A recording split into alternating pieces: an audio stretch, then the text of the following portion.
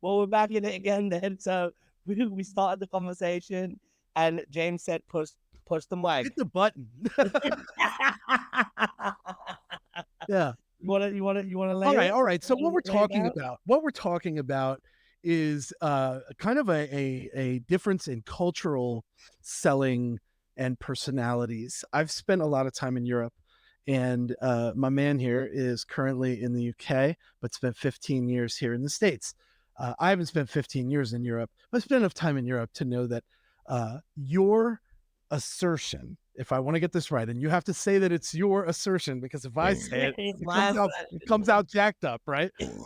The assertion here is that the buyers of the UK are serious and want to be taken more serious and Yeah. don't appreciate the loud, outgoing nature of boisterous Americans, for lack of a better term, right? Like myself, that are outgoing and have a lot of energy coming from us. It's Yep. off-putting. Your words, am I right? Exactly. Spot on. Okay, all right. Here is my question.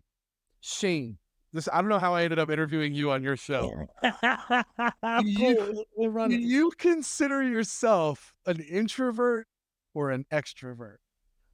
All right. So let's just And you have to define define them. We have to it. define them. Define it. So give a one-liner on an introvert and a one-liner on an Yeah, extrovert. go ahead. No, you tell me Okay, what. so here's how I define introvert and extrovert. Okay. An introvert thinks of all the possible outcomes first before saying a word. There's no outward expression before they've thought about all the possible outcomes, right? Yep. An extrovert, like myself, I have to speak in something outward has to be happening for me to form a thought. I'm introvert, 100%. You, I 100% disagree.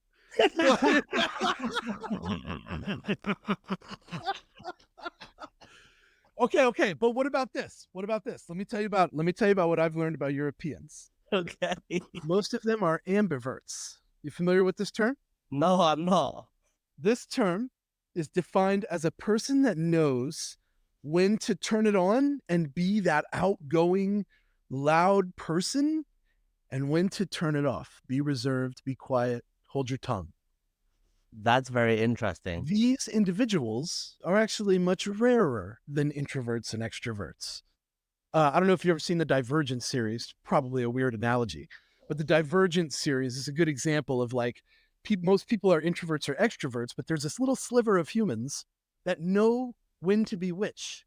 I am not that person. I am definitely an extrovert.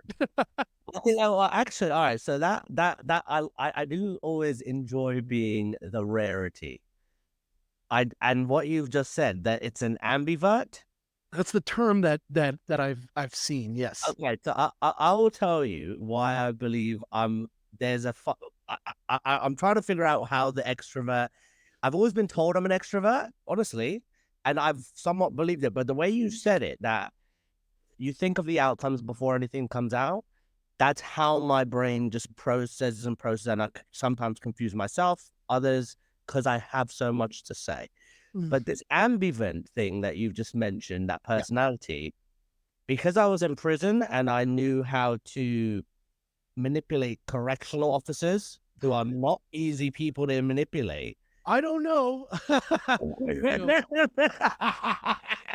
we But can so talk about the standard of intelligence level in our correctional facilities if you like, but I think that might be a road we don't want to go down. That's we a might have to be different careful there. podcast. That's a You're still different over there. podcast. You're still over there, so they might catch you. But in terms of even coming out, and then I had a conversation with my dad's friend, okay, and I had come out and I started. John actually ripped me for this about Grant Cardone. I found Grant Cardone on Monday. He had all the closing stuff, Y'all and don't that's see my face. This is getting uncomfortable fast. but this is what people understand and see is close, close, close. And that's what I first went to before I realized it's not just about that, right? But I started to adopt his behavior and say, I'm the best, I'm the greatest, I'm the greatest. And I believe I'm good. It's my confidence. And I sat at dinner and my his buddy basically said, no, you just sound arrogant as fuck. So I'll say that there is a very interesting balance between arrogance and confidence. And sometimes the two get muddled very easily. I don't like to throw names around. I'll say that I don't appreciate a lot of the tricks, and I'm using quotes here, I tricks read that some of the folks that provide sales techniques and tactics, I think they're tricks, and I don't like tricking people. I spent a long time in my sales career tricking people, and I don't like doing it. It makes me feel Mhm. bad. Yep. I did door to door B2B and door to door residential. And when you use tricks like the yes, yes, and for those of you that don't know that technique, it's when I subtly shake my head yes the entire time I speak to someone, and it Mhm. becomes natural for them to do the same. And then it's even harder for them to disagree with me. And most of the time, I can get folks, you're doing it right now, Shane. I know, I see It's it, I just it's realized I very difficult not to shake your head yes while I shake my head yes and speak to you, right? And I did this for many years with a lot of buyers, and after a while, it starts to feel really shitty, and you want to walk away from it. When I Mm. came into the software sales industry, I was a cold caller. So Yep. I came from knocking on doors in the heat, walking around in a suit from business to business in Tennessee in like 99-degree weather. No, thank you. Right? I come inside and I'm in the air conditioning. Holy shit, there's a ping pong table in here. Right? And you're Ah. like, let's go, bean bags. I'm in. Laptops, all right, solid, dude. There's a fucking PlayStation over there. Let's go. Right. So I'm in the SaaS industry in Knoxville, Tennessee, the weirdest place to be in the SaaS world. And sure enough, I started having these conversations with Salesforce users, and I didn't even know what Salesforce was at the time, but I had a really good trainer. So this was my entree into my onboarding, if you would, into what SaaS can do for a salesperson. I had never used Salesforce before, and Zach Metters at the time, Zach Metters was my SDR leader, and he was like, "Okay, I got you a Salesforce login. We sell a product that integrates Salesforce with people's inboxes. We're just going to give you Salesforce for now, and you're going to manage a pipeline inside of Salesforce. Go." So for 30 days or so, I created my tasks manually in Salesforce. I updated them in Salesforce. I created contacts and leads and accounts in Salesforce. I learned the basics, basically, Mhm. of operating as a sales professional in Salesforce. And then he goes, "Okay, now I'm going to give you the product." Suddenly, from my inbox, I'm doing all this amazing things. I'm automating my updates. I'm saving emails to Salesforce like by clicking a button. And it was an eye opener for me, right? Like this is what streamlining is about. Mhm. That was how I learned about like products that help salespeople sell better, basically. Okay. Yeah, this is the type of experience that our prospects have to get. It's harder to transfer that experience into a prospect. Yep, It's you're easy to do it with an employee, but it's really hard to get a prospect to take that journey with you. But my ambiverted nature allowed me to reach out to a lot of people in a lot of places. Um, it's an interesting thing when you start thinking about how you can be more effective instead of how you can get people to talk to you or agree with you more. of course. It's so much easier to point our fingers outwards and go, these people aren't responsive, or this person doesn't want to talk to me, or that guy's a dick, right? Like we say these things instead of being like, what can I change about myself? And I think That's very true. that's the thing that needs to happen in 2024 for salespeople, marketers too. I think in general, there's this like shift happening where it's becoming very self-reflective and being like, what can I change? What can I systemize? What can I use? I'm guilty of feeling like AI is just like a passing trend. It's not, it's changing lives. Like if you use it right Mhm. and you're letting it, I think it was like, I want to say it was Jeb Blunt.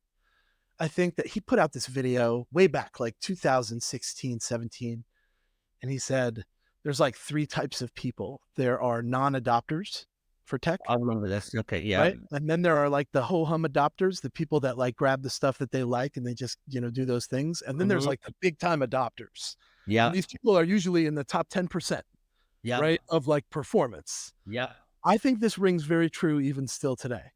Yep. I would agree. I would agree. Yeah. And but this is what I was getting at with that, right? I looked at Grant and quickly realized that his tactics were not the types of tactics that will work in selling financial training courses to a banker, right? It's not going to work. You try to be Grant Cardone selling to fucking Yeah, listen, Santander. man, if you're doing It content from can. your if you're doing content from your jet, you're not for me. Like, that's it. That's it. I don't even wanna like, it is that simple. But that's what it got to, though. I It say became that with my nice unrealistic. pool table in the back and Yo, my your bar. crib is dope. Like, that's all I can keep looking at is the red pool because I love playing pool. I Yeah. love playing pool. But what I was mentioning is I got to a place where it just didn't resonate. And then I got into Brian Burns. This was my journey of learning. Oh, yeah, It- The Brutal Truth About Sales, what a great show. oh my God. I was That on was that me. show, I was a guest on that I show. remember. And this was me in 2015. Yeah. And then I pulled away from it because everything I was doing, I felt like I was going and seeking information, but I wasn't able to grab anything that I could bring back. And then Mm, it became all execution and application were the only things that worked. Those are the only thing that drove an actual tangible result. And where I feel like this has become in my journey today, and why I believe I can help a lot of people and why I want to, is because I've sifted out a ton of the bullshit that's gone along the way.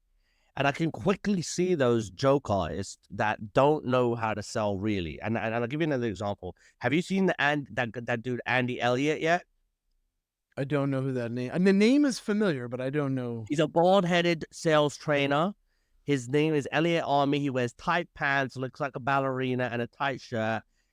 He's done it for a long time. He's created a great brand, but I picked it apart the other day when he was doing a master class and he was telling somebody, I tell them when they're gonna buy and I'm gonna close that motherfucker on the spot. And for me, that was like, this is why people think sales is tacky and shit. Because when you talk about treating a customer or talking about a customer in that fashion, you lose all credibility, especially from me. And the way I've seen it is, I've gone through that phase of just wanting to close a deal to cash a check.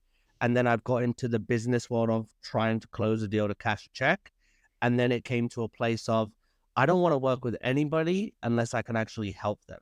Mm. And I that wanna makes I me, wanna I wanna I wanna say that I agree with your premise if that is conducive to your buyer. I always come back to, do you know your buyer? Here's what I know. Some people sell quite transactionally, and some people buy quite transactionally. Some people sell with relationships and trust, and some people buy with relationships and trust. Every seller, I don't care how bad they are at it, they have an ideal buyer out there that likes their approach.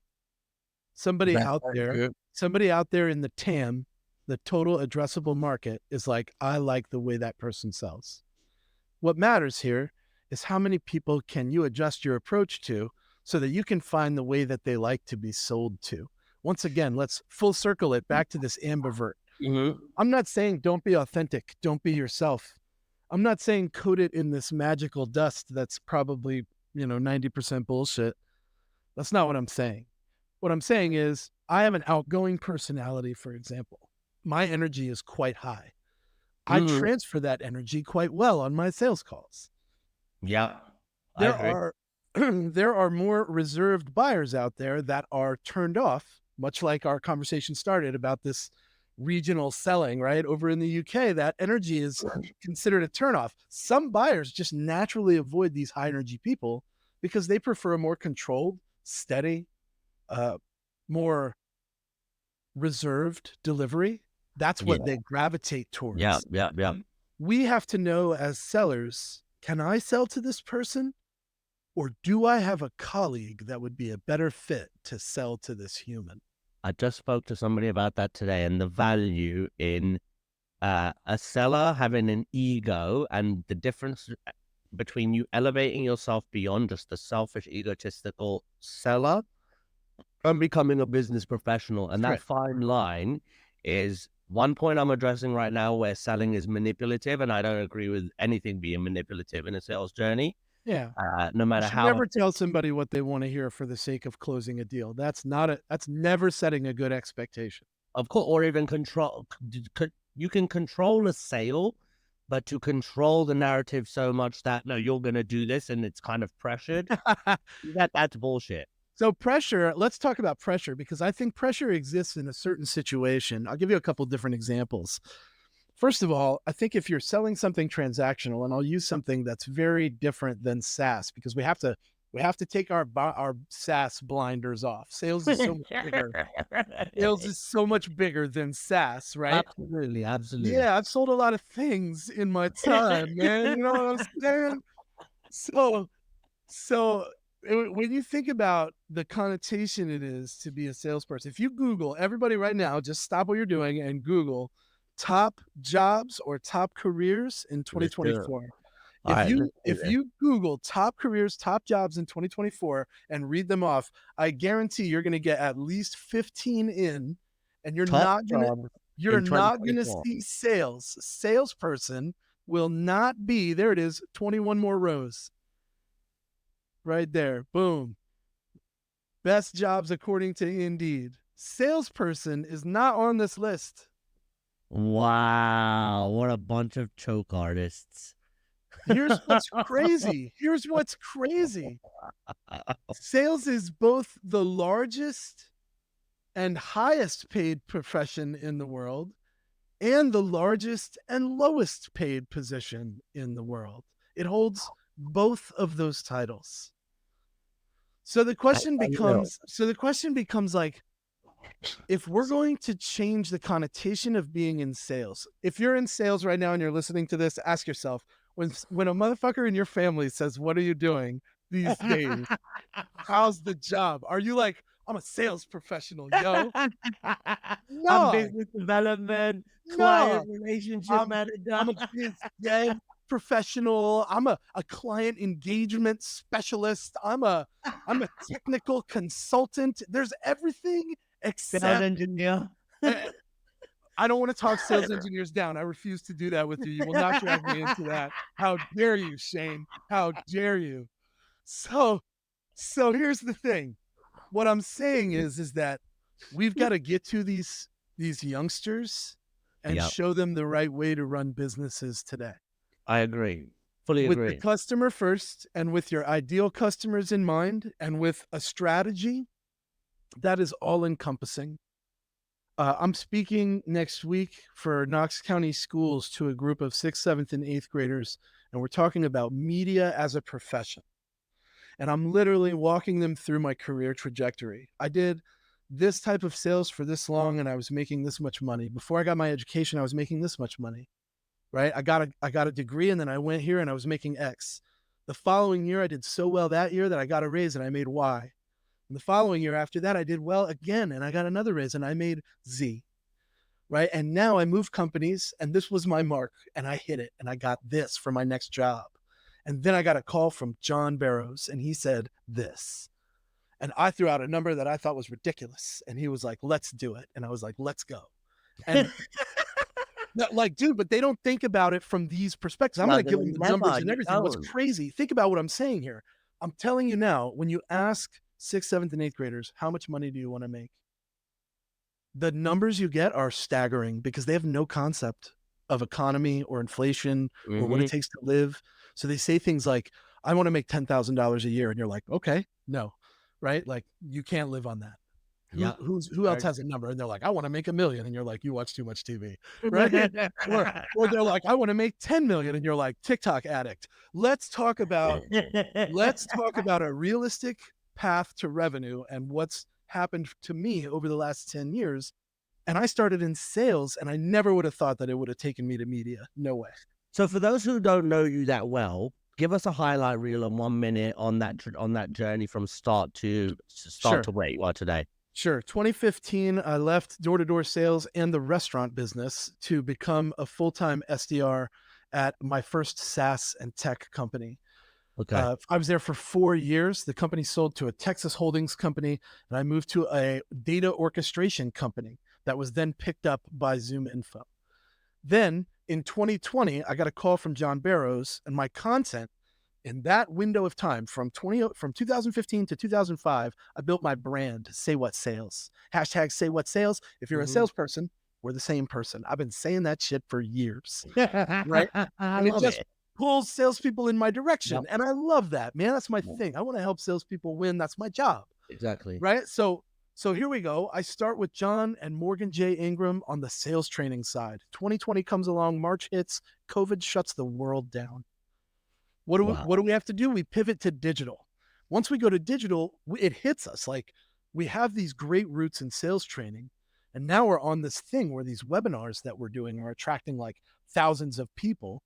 Let's do it instead of doing 2 a month. Let's do, 1 a week, and we were doing 4 a month. And then my business partner and our co-founder Chris Merrill says, I think we could do this every day. John Barrows himself was like, no fucking way, this will never happen. And Chris and John, to give you the background, Chris and John have known each other since they were 5 years old. Chris was like, I accept your challenge. And now, 2 years later, we are the longest running daily sales show, sellbetter.xyz. You Yep. can go and you can sign up for all the shows that are upcoming in advance. We send out all the Incredible recordings. page. Yeah, it's just Incredible page. it's a fantastic show. I have the best job in the world of hosting the best sales leaders in the world, and they come in and we just get tactics from them. We get frontline reps that come and do cold calling with us, mock cold calls with us. We get people that submit their emails and we review them live on screen with real sales leaders that get real results, and they give them feedback and tips for improvement. It Mhm. is a full, engaging, interactive experience for the audience, myself, and the experts in the room. And it is the best possible way that someone can do something consistently and get a little bit better every single day. I love it. Sellbetter.xyz. Check it out. I love it. I went on it the other day and I was looking at like how can I elevate what I do? And I follow, I'm connected with you. I'm following Yeah, you on we've known each other for a Instagram, all few your years now, channels. pal. And it's just everything is crisp, right? And this is where now what let's say somebody's about to go into the media agency journey or become a media professional, right? They want to take a step into personal branding, which I think is the entry point. I took that journey in March.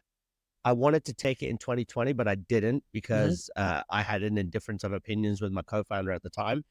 But when I said, fuck it, bro, let's start the fucking podcast and all we're doing is recording on Zoom. We have Zooms all the time. It will get better. Nothing is ever perfect when you start. And eventually it has got to a point where I was paying an agency. I got to a point where I couldn't afford to pay the agency anymore.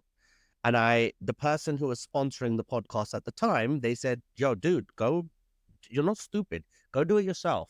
Take all the money and go do it yourself. Best advice And you got. it is. And I did it and I started to earn. And that was like, holy shit. Like I'm getting paid now to speak to people. And it wasn't just that I was having fun. And then The I got to a job that you do is supposed to be fun. People it, forget. I don't, and again, like now I always say I don't have a job. I don't really have a job. I wake up, I enjoy what I do. I go have my breakfast. I watch a few YouTube videos. I watch podcasts, classrooms, everything. And then I have my calls with people like yourself, with Yeah. my partners, with my clients, and they're all in a short schedule, right? Yeah. But along this journey, of fuck, I lost my train of thought again. You were going to ask me what advice I had for somebody coming into media. Yes, okay. So yeah, so back on that. So I've got to that point where now I know how to repurpose content. I've built a Oh, strategy, a solution. I'm repurposing hundreds of videos. I've just worked with somebody today. I've instructed him through the course that I learned how to build a 7-hour course. He's built the whole thing. He's built on School the Community. And why I'm saying this is because through just fucking up, getting on it, going through it, you will learn and you will become good. What is the ideal path though? There is a missing piece that I don't know where to go next. yeah. Yeah. Now, I think feel that, that journey of somebody who wants to start recording, yep. podcasting, and get to an outcome that is an ideal situation for them to earn. Yeah, sure. So there's a couple of things that are worth noting here. The first thing is what what is the purpose of the content that you're creating consistently? Who's the target audience? Because you're going to want to go and talk to all of the companies and the people that are also speaking to that audience. Those are the people that are likely to work with you. So that's the first thing that you should do, is think about your target audience and the people that are going to be listening, and then draw the lines that go directly to the value that might be interesting for them to take part in. Mhm. Those companies will pay you for that type of thing. Scott Leese and I had this great conversation about the ambassador role on the show just last year. And he was like, this is an up and coming role. I mean, think about 2022, 2023. How many people changed their title on LinkedIn to evangelist?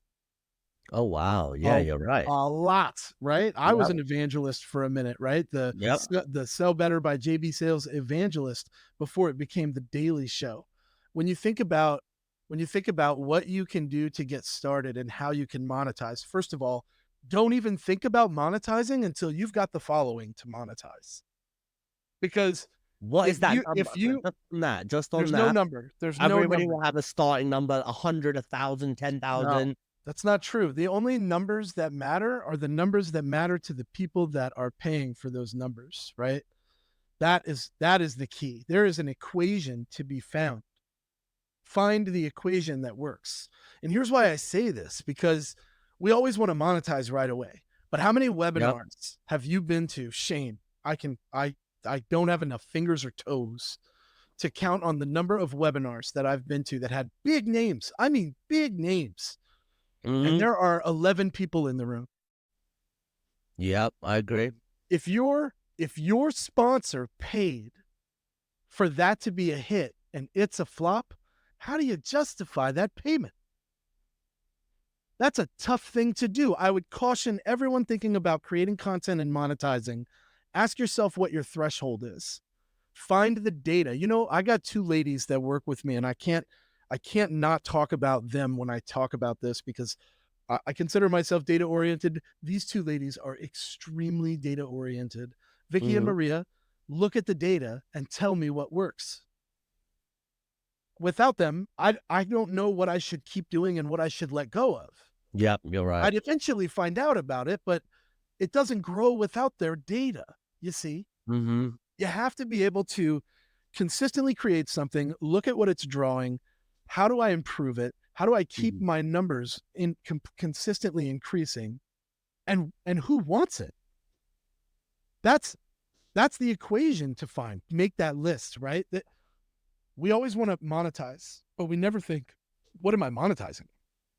I would be very upset if I paid 10, 20, $50,000 to any organization to be a sponsor of an event, only to turn around and get, let's say 45 leads from that particular endeavor. Now, let me be very clear. If Mm. every single one of those 45 leads are fantastic and qualified, and a little bit of discovery was done, and your ACV is hundreds of thousands of dollars, this fucking message doesn't apply to you.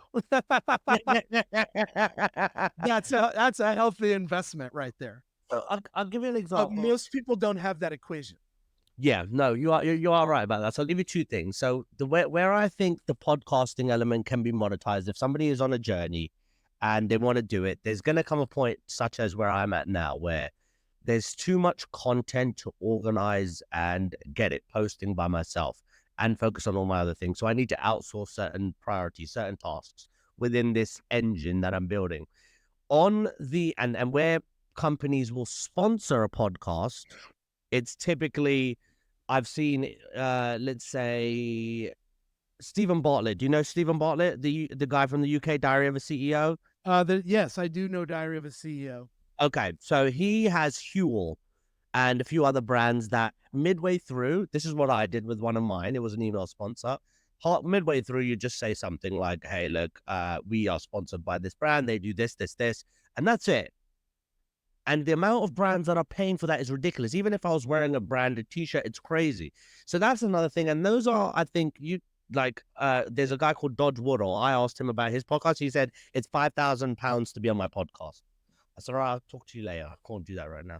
That is not, in my opinion, it's not a tasteful way to monetize your brand, your Yeah, I podcast. agree. I think that for me, it worked. It was very healthy for me to be at the company I started at in 2015 and build Say What sales at that company. Hmm. I was selling to salespeople that were using Salesforce. So Okay. starting Say What sales, because I sold to salespeople, it was like a big lead gen engine for me. This is what 2024 selling has become about, y'all. Like, create enough of a magnet that it pulls magnets. I think it might have been Seth Godin, it might have been Gary Vee, it might have been Benioff, Mark Benioff that said this. Magnets have two poles. On one end of the magnet, people are really attracted to you. They like your energy and they want to talk to you. You can sell to these people. On the other end of that magnet, it's repelling. Some Of people are course. naturally repelled from you. Your Yep. chances of selling to those people are slim to none. Okay, recognize which pole these people are attracted to and run at the ones that are pulled in your direction because they want to run with you. So I agree with that. And then on the other side, I want to ask you about this, where I've seen a lot of things, or a lot of marketing strategies are always about the generation of leads, right? Mm. Everybody wants more leads. But what The if there leads are were weak. th- this is why I hated that conversation of I do something for you, and then I know, or you know yourself, the quality of the leads you produce for every show. You know the quality of the lead, and Yeah. we know that you're just bringing awareness into the funnel, and whoever's watching it is just slow, and it's never a linear path, but they're going through as they go, as they go through their journey. The client, I'm not speaking bad or in ill manner, but the client always has a different perspective of what you believe is a good lead versus what they understand is a good lead. And Mm. that battle, I'm not willing to fight ever again. I'm not willing to fight that battle. So, But let me finish on that because I see, look, you're antsy, you're ready. I'm gonna On the I'm other gonna come side, across the screen. on the other side, I'm having these conversations with uh, high level business leaders about important things that are happening, and the dialogue that's happening in the room when there's no public involved. There's no need to generate leads. It's just those 10 people in the room. And then after that happens, three of them start, they do business. Like they actually do business. And that little environment of sponsorship where, let's say, we're speaking about AI intent data and how to protect yourself from data leaks. I don't know. And 6 Sense sponsors it. And they have 10 CEOs in that. And then there's one of their marketing directors and one of their engineers. And the topic comes up where they are just so happen to be an expert on the topics that are challenging for those other group members. 6 Sense is getting a fucking deal at the end of that call, 100%, because the caliber of individuals in that room is different. So now jump on your piece, what you was about to say. I'm only gonna ask you this question and it will prove my point. Are you ready? Okay, go. Jeopardy is sponsored by Tylenol, but Jeopardy is not a show for people with headaches. Yes, agreed. Tylenol pays Jeopardy to have that slot on the show, no? Yeah, but that's strange. Like there's no Is relevance. it? Tylenol's one of the largest medicine provider. I Like they, used to love Tylenol. it's Tylenol a. nighttime. But the point that I'm making is that like we think that a lead has to have a certain level of quality, but that depends on the person buying it and the product they sell and whether or not it can be attached to that lead. We don't know that side of it. Yep, That's not that targeting is everything. Conversations have to happen at the sales level for these types of relationships to form. A exactly. process must exist for this to work for your sponsors. Otherwise, they So, wouldn't come back to you. so let me ask you this then. Now that's where you made a point before on this is an era where sales and marketing are coming together. Before, from any position I've been, it's been very disconnected. And the biggest disconnection came from our first opportunity with one of our first clients, where they said they were heavily inbound orientated. They were very successful with inbound for the past 3-4 years. Right. COVID happened and they needed outbound. And Mr. Mahi, yours truly, had spoken to their CEO 3 years ago. She never answers cold calls, and she said, that was phenomenal. I never speak to cold callers. I want to speak to you. She ended up spending £37,000 on me over 7 weeks, and Nice. every opportunity was a flop. Like we ran a webinar for her with 100 guaranteed leads. There was 3 people on the webinar, and two of them were from her own company. That's how bad it was. But what I'm mentioning is when we went outbound, the challenge we always had was with their marketer and what we were providing as sales accepted opportunities. And a sales accepted opportunity in their eyes was a construction operations manager that had a problem of too much paper trails in their processes. Our job was to call them and to identify a tactical and strategic strategy that they could use in the immediate term with a no-code solution. We would tell them, you can't just fucking qualify a tactical and strategic need on a first call. You have to have a conversation with them. Like stuff like that, and that disconnect was the reason why the contract broke in the end. That is why you have to know what your role is, and you have to have the resources to be able to refer business to those that can help solve those problems. Let me give you a great example. Okay. If we have a new startup that sells to salespeople that wants to sponsor the Sell Better daily sales show, they also are going to get this question from us when they buy from us. What does your follow-up process look like for these people? Oh, wow.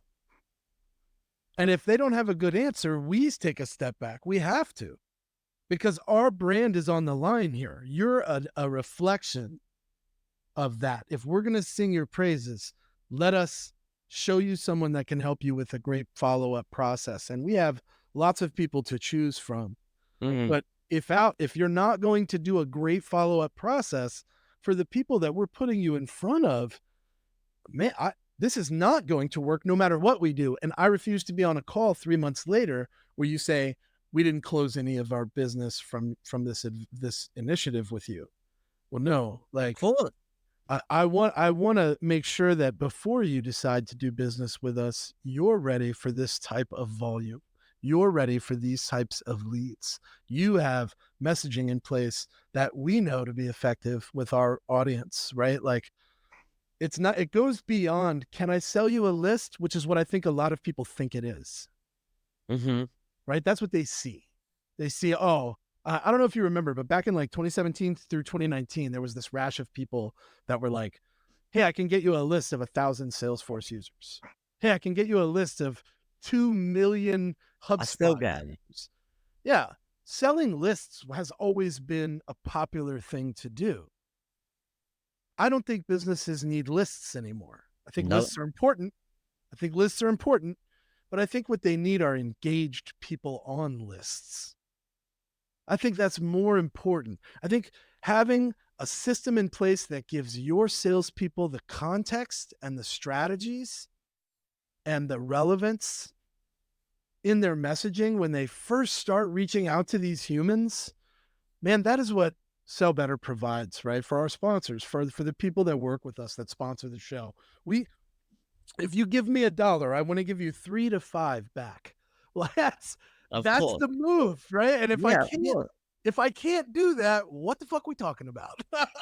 Well, this is the thing, because I think, and this is where I see a very mismanaged expectation and a very big problem in how companies operate. Maybe not the more experienced side, but where you do have companies where the marketing team and the sales team, or the marketing director and the sales agency, they don't see eye to eye. Well, that's They don't- usually because they're compensated for the same things. Such as, Marketing's, let's use a PLG motion, right? Marketing is compensated for the number of free trials that start every month from the main page. okay, Salespeople are often compensated for getting a free trial started at the organizations they're selling to. The okay, difference is that in one instance, I can get that free trial started from the home page without the need of a salesperson. Or I can click this other button and I can schedule a demo. And that salesperson can talk to me first. And then at the end, I'll probably be asked to start a trial, right? But in the end, the trial is the goal. of course. I was at a company where at one point in time, marketing leads were being scored and qualified and then funneled into the hands of SDRs. And then one day that marketing leader was let go.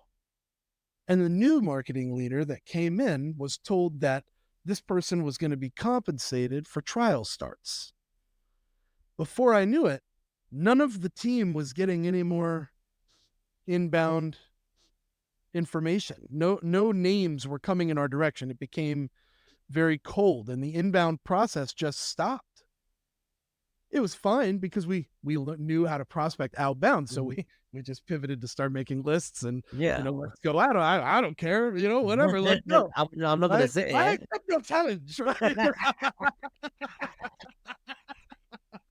So that's what we did, and it worked out fine. But if you think about what happened there, it was like, what can I turn off so that the majority of the opportunities are accredited to the marketing team and not so much the sales team? Well, the sales team is compensated differently than the marketing team is. Mhm. Marketing team usually full of salaried employees, and salespeople have to dance for their dinner every fucking month. This is the Exactly. way of the world, right? It's the way it'll always be stretched out. So here's the real play in my view, and you can disagree with me. I'd love your opinion. If we don't start learning how to be marketers ourselves as salespeople from the marketers that we're surrounded by every day, we're probably going to eventually struggle to get our own leads in the door. We have to learn to market. That's important for us in the modern age. It's two-sided coin. And if marketers don't eventually start embracing the fact that salespeople need to know how to market, and it helps them when marketing helps them learn who their ICPs are, learn what their challenges are, talk to them about the deals that close, very, very transactionally, so that they can learn to leverage those strategies and leverage those conversations. How are you upping your sales team? How are you helping to create more revenue? The two teams need communication. And there's a great quote that I said on one of the shows that we did, and I can't even remember who was on the show. It might have been Will Aitken now that I think about it. But communication is often the cause and the solution to our problems. That's the quote, and it's a great quote. Talk to your salespeople more. Talk to your marketing people more. Hold meetings where you guys share these insights and talk about changes you can make to your language. I think this is the move that has to happen in 2024. And if we don't start seeing it happen, you're going to see another bottom of the 10% fall out of the bucket at the end of the year. How do you feel about this message that came from Gary Vee the other day? And it was on, look at my shoe, look at this swoosh. Right? I've got Jordans on right now. I just Uh-huh. bought a new pair of Air Maxes. I never buy any other sneaker other than Air Max because of number one, because of comfort, and just because Nike from a very young age has just been that brand that I fucking love. It's so comfortable. Everything Brand about loyalty is what that is. 100%, right? I've read a load Yeah. of books that actually address it too.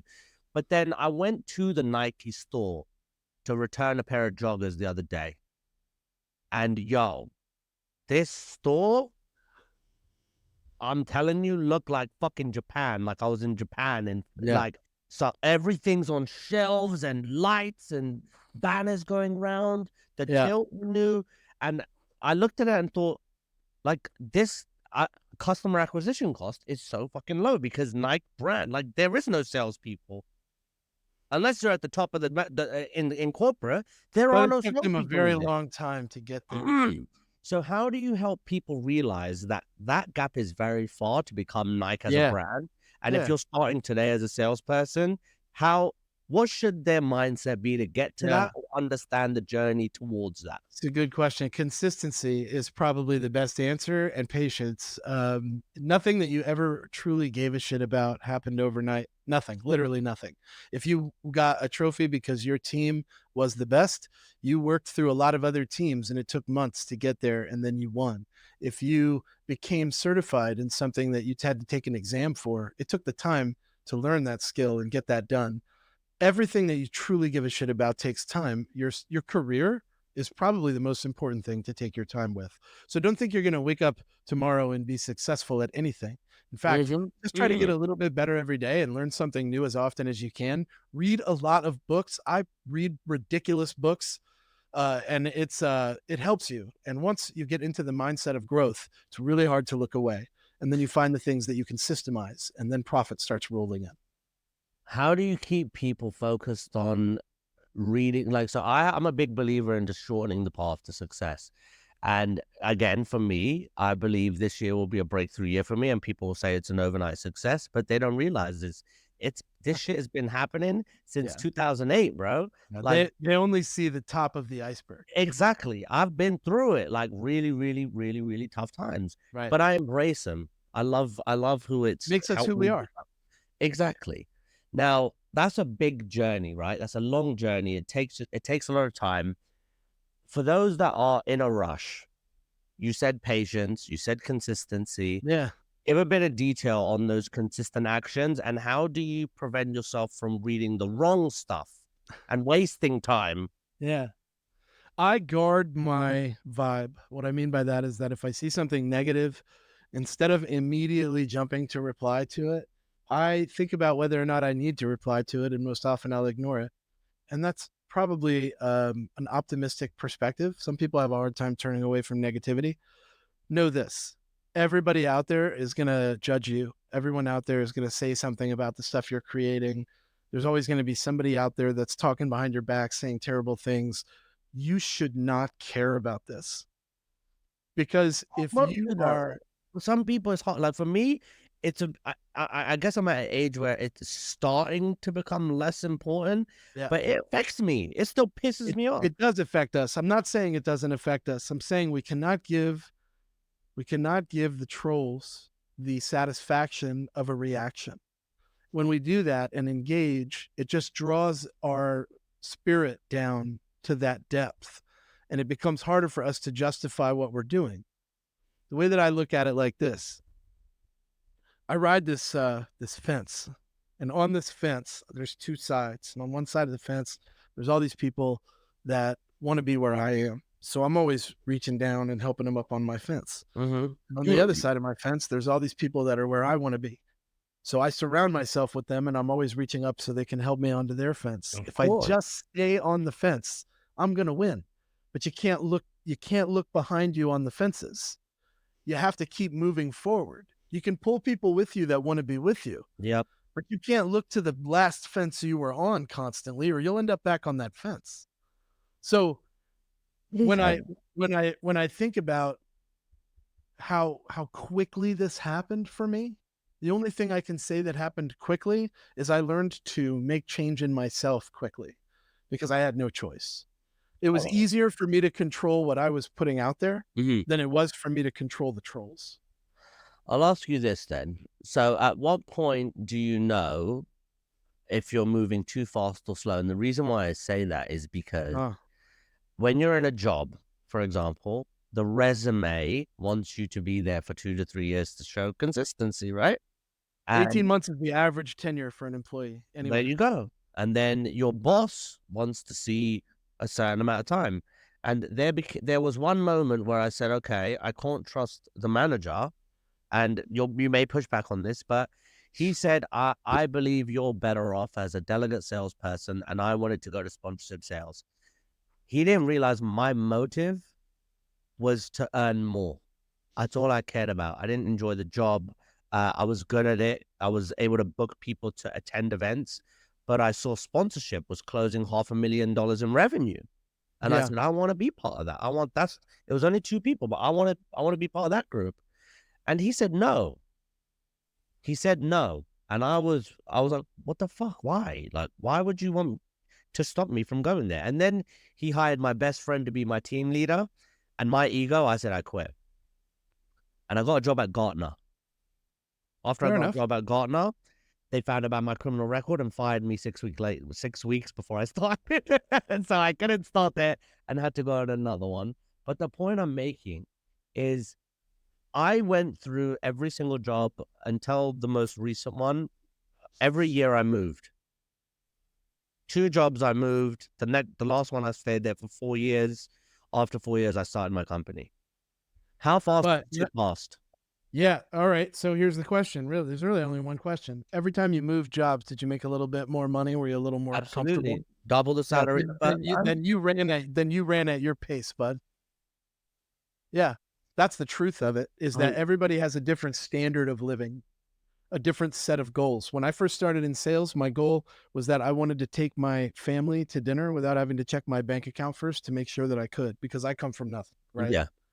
So I was like, I gotta get to a point where we live comfortably. That was the goal. Mhm. So I did. That's still the goal today. We live comfortably. Like, if I'm fine, I make more money now than I've ever done in my life. Money was only the metric until I hit the metric. Of course. And then it became about like Perfect. growth and development and impact and like, network and like people that I could help. Hmm. And what I was putting out there became like a big focus for me. For only for the first year or two was my job, and I use the word job and not career, about money. Yep. I knew it was about money when I got the job. That's why It's a everybody gets vehicle. a job. It's the vehicle to get you to the But next but place. it becomes about something completely different. And if people just realize this sooner, and that's the hard part to realize sooner, because we get the job because we need the money. Yep. Then we get the money and we go, what's next? I got the money. I'm comfortable. We figured it out. We made it. So now what? And then obviously, as you focus on the other things, money comes easier Yep. suddenly, right? My first 3 years, I got a base pay raise and a commissions raise every year on end, on end. And it was substantial. Hmm. Then when I became an account executive, it all changed. And then when I became a leader, it became more of a team thing. And it just grew and grew and grew. And each time I stepped forward, I got a little bit more comfortable. And as long as you're doing that, you're in great shape. And let me be very clear. I am not saying go chase the shiny quarter. Yep. Don't do that. We I did that. And we made a train, mistake. we train and coach and help a lot of salespeople. And I will talk to a 25-year-old SDR that started a week ago, and they're like, "Oh my God, this is the best job. I am so happy. I can't believe I'm getting paid for this. There's a ping pong table in here, yo. A ping pong table. We play ping pong at lunch." They're so amped. 6 months later, you can talk to that same rep, and they're like, "If I'm not promoted by the end of the year, I'm gonna fucking quit. This place is bullshit. It's a mess. It's a mess." And you're like, Like you "What? fucking know. What? You've been here 6 months. Like, what happened in that time period that you're like, fuck this, I'm going back to Taco Bell?" Like, what? I don't get it, man. But But that's it's a when they're real, supposed to get the change. That's when that I believe that those hard moments when I wanted to give up is when they want it, is when they're supposed to understand that those pivotal points are when the change happens. You got to stick it out. Now, another thing that's interesting when you look at your journey and as you said it, and then being mindful of the other journey, which is not everybody's built to be a leader. yeah, So for that top yeah, performer that gets, you've heard the story plenty time and time again, that top leader, he yeah, gets promoted. You are doing fucking great. I'm making you sales manager. And he yeah, becomes sales manager and he crumbles. And that happened yeah, to me because I didn't know how to coach somebody. I knew how to be good myself. I didn't know how yeah. to coach my abilities into somebody. So how do you know which path to take Uh, so you don't get into like the carriageway or the fucking or whatever the road down the line where you're stuck in a role where you're like, oh my god, I made the wrong choice. I wish I knew this before, and then you uh. obviously help them know what this is. So obviously, culture plays a big role in a transition from an individual contributor into a leadership role. I know that, and it's very common to see that top performers often don't make great leaders, but Hmm. there are exceptions. Leadership for me was always more about helping people to point inward and find ways to improve themselves and talking to them on a very like real level about what their goals are and helping them achieve those goals. I Hmm. actually have a great newsletter that I subscribe to from Gabrielle Blackwell, GB, I'm the familiar with one that. on one, the one on one. Yeah, it's a good leadership newsletter. And every time I read one of them, there's always a little nugget that I take away, and I think about how it applies to the leaders that I've had in the past. And I'll tell you, good leaders, smart leaders, hire smart people and then let them go be smart. they Wow, they don't that's hire. a different way of putting it. Well, I think it was Steve Jobs that said that, and it's a very real problem in our space.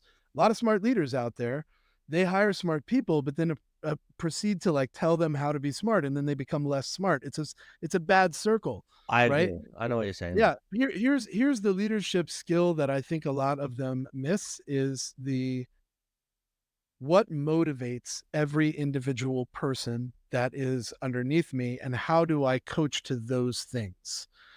The reason why this is important is because your 27-year-old recent college grad that lives at home with mom and drives his aunt's car to work every day is not motivated in the same way that your 43-year-old father of two is Very motivated. true. Very, very true. So a good leader understands the circumstances that everyday life looks like for their people, and they provide opportunity for growth that improves those circumstances and helps them reach those goals. That's the skill that I think a lot of leaders miss. We can all hold you accountable for metrics and results. How do I make you a better human? That is difficult.